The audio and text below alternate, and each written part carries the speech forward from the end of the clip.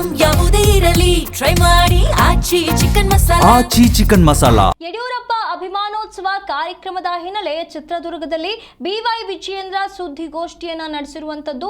ಯಡಿಯೂರಪ್ಪ ಅಭಿಮಾನೋತ್ಸವ ಮೇ 9ಕ್ಕೆ ನಿಗದಿಯಾಗಿದೆ. ನಿರೀಕ್ಷೆ ಮೀರಿ ಪೂರ್ವ ಸಿದ್ಧತೆಗಳನ್ನು ನಡೆಸಲಾಗ್ತಾ ಇದೆ. ಕೇಂದ್ರ ಗೃಹ ಮಂತ್ರಿ ಅಮಿತ್ ಶಾ ಅವರು ಆಗಮಿಸುತ್ತಾರೆ. 10 ಲಕ್ಷಕ್ಕೂ ಹೆಚ್ಚು ಮಂದಿ ಆಗಮಿಸುತ್ತಿದ್ದಾರೆ ಅನ್ನುವಂಥ ಮಾಹಿತಿಯನ್ನು ನೀಡಿದ್ದಾರೆ. ಬಿವೈಎಸ್ ಕಾರ್ಯಕ್ರಮಕ್ಕೆ 10 ಲಕ್ಷಕ್ಕೂ ಹೆಚ್ಚು ಜನ ಈಗ ಆಗಮಿಸ್ತಾ ಇದ್ದಾರೆ. 1000ಕ್ಕೂ ಹೆಚ್ಚು ಮಠಾಧೀಶರು ಈಗ ಈ ಒಂದು ಕಾರ್ಯಕ್ರಮದಲ್ಲಿ ಭಾಗವಹಿಸುತ್ತಾರೆ ಅಂತ ಹೇಳಿ ಮಾಹಿತಿಯನ್ನು ನೀಡಿದ್ದಾರೆ.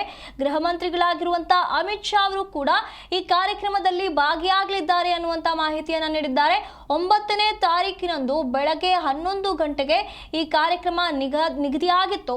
ಬಂಗಾಳದಲ್ಲಿ ಅಂದೇ ನೂತನ ಸಿಎಂ ಪ್ರಮಾಣ ವಚನ ಸ್ವೀಕಾರ ಮಾಡುವಂತಹ ಕಾರ್ಯಕ್ರಮ ನಿಗದಿಯಾಗಿದೆ. ಈ ಕಾರಣಕ್ಕೆ ಅಮಿತ್ ಶಾ ಅವರು 12:30ಕ್ಕೆ ಹೊರಡಲಿದ್ದಾರೆ ಅನ್ನುವಂಥ ಮಾಹಿತಿಯನ್ನು ನೀಡಿದ್ದಾರೆ. ಅಭಿಮಾನೋತ್ಸವ ಮೇ 9ನೇ ತಾರೀಕು ಈಗಾಗಲೇ ನಿಗದಿಯಾದಂತೆ ಎಲ್ಲ ಪೂರ್ವ ಸಿದ್ಧತೆಗಳು ನಮ್ಮ ನಿರೀಕ್ಷೆಗೂ ಮೀರಿ ತುಂಬ ಚೆನ್ನಾಗಿ ನಡೀತಾ ಇದೆ. ಎಲ್ಲ ವ್ಯವಸ್ಥಿತವಾಗಿ ತಯಾರಿ ಈಗಾಗಲೇ ನಡೀತಾ ಇರುವಂಥದ್ದು ತಾವು ಕೂಡ ನೋಡ್ತಾ ಇದ್ದೀರಿ. ಮಾನ್ಯ ಗೃಹ ಸಚಿವರು ಅಮಿತ್ ಶಾಜಿಯವರು ಕೂಡ ಈ ಕಾರ್ಯಕ್ರಮದಲ್ಲಿ ಭಾಗವಹಿಸ್ತಾ ಇದ್ದಾರೆ. ಭಾಳ ಪ್ರಮುಖವಾಗಿ ತಮ್ಮ ಗಮನಕ್ಕೆ ತರಬೇಕಾಗಿರುವಂಥ ವಿಚಾರ ಅಂತ ಹೇಳಿದ್ರೆ,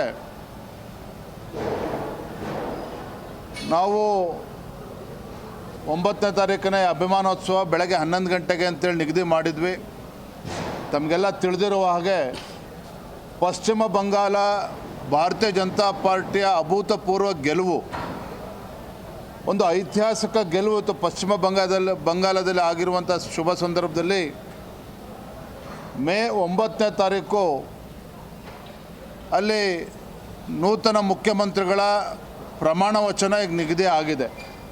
ಮೇ 9ನೇ ತಾರೀಕು ಪಶ್ಚಿಮ ಬಂಗಾಳದ ನೂತನ ಮುಖ್ಯಮಂತ್ರಿಗಳ ಒಂದು ಪ್ರಮಾಣ ವಚನ, ಹೊಸ ಸರ್ಕಾರ ಅಸ್ತಿತ್ವಕ್ಕೆ ಬರ್ತಾ ಇದೆ. ಪ್ರಮಾಣ ವಚನ ಅಲ್ಲಿ ಬೆಳಗ್ಗೆ 11 ಗಂಟೆಗೆ ನಿಗದಿ ಆಗಿರುವ ಪರಿಣಾಮವಾಗಿ ಮಾನ್ಯ ಅಮಿತ್ ಶಾಜಿಯವರು 12:30 ಅಲ್ಲಿಂದ ಹೊರಟು ನೇರವಾಗಿ ಇಲ್ಲಿ ಚಿತ್ರದುರ್ಗಕ್ಕೆ ಬಂದು ವೇದಿಕೆಗೆ ಬರ್ತಾರೆ.